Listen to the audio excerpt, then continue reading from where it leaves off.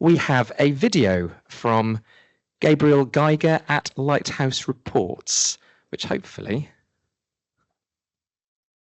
Oh, yeah, my name is Gabriel Geiger. I'm an investigative journalist at Lighthouse Reports, where I've led our work on algorithmic accountability. So, investigations that try to hold AI deployed by government agencies typically accountable. FOI, I should say, FOI has been at the core of every single suspicion machines investigation. So it's been something we use quite a lot in those investigations. And of course, sort of figuring out the nuances of different FOI laws can be challenging. We always worked with local partners, though, and sometimes they help to fill some of that gap. First of all, our strategy generally is to first ask some sort of press questions to the authority, like the press officer, and something really basic that isn't going to sort of alarm them too much, like, what type of AI softwares are you using? What are their names? What type of data do they use? And, is there a private vendor involved? So four really basic questions. And those, if you can get an answer to those will allow you to at least make your FOI request a little bit more specific and less likely to be rejected as, overly broad. So try to, as you well know, like try to going on a fishing expedition in FOI can be a bit risky because there's a lot of ways for governments to sort of, not answer your request or sort of avoid sharing actually interesting information. We oftentimes think about it in sort of three different tiers. So you start with asking sort of for the most basic standard documents that in principle should always be there. Things like the data protection impact assessment, human rights impact assessments, database code book. This is like the documentation for the database that whatever AI system is actually drawing from. If private company is involved, the tender or contract or their sort of proposal. So sort of these sort of standard documents that should, in theory, accompany any sort of advanced IT project.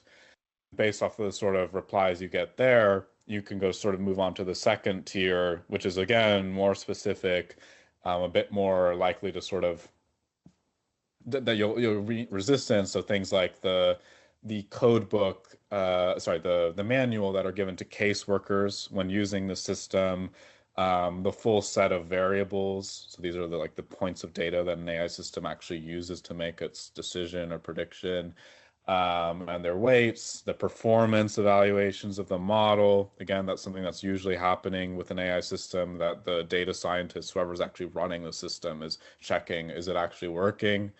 And then the third tier would be the sort of the most sensitive or difficult to get things. This would be things like the source code, the training data of the AI system, the actual sort of machine learning model that's making predictions.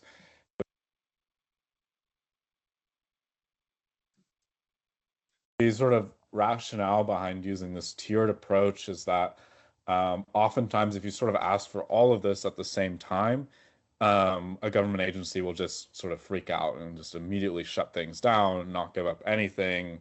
Or it's too much of a fishing expedition. And by using this sort of tiered approach, you're more likely to sort of get, this sort of initial set of documents that, one helps you make more specific FOI requests for like tier 2 and tier 3. And sort of secondly is sort of a backstop in case, okay, you can't get the really sensitive stuff like the code or maybe even like performance reports. You can't get that, but at least you have the data protection impact assessment and some sort of basic materials that help you, if you're a journalist, produce maybe an initial story, or if you're civil society, maybe like those are already materials that you could write a report about, or even issue some sort of press release about, or maybe start some sort of campaign. So that over time we've sort of felt that this sort of three-tiered approach is the most effective way of sort of doing a deeper investigation into an AI system with FOI. There are some considerations there that one might make. I mean, if you have a really long FOI timeline like you do in the Netherlands, so in the Netherlands it's quite common for it to be 6 months until you get a response, then maybe doing 3 tiers might be difficult because it could be 18 months. But if you're somewhere in the UK where you generally have like a 1 month timeline that can be extended, then if you have the time, I would try to split it into tiers like we do.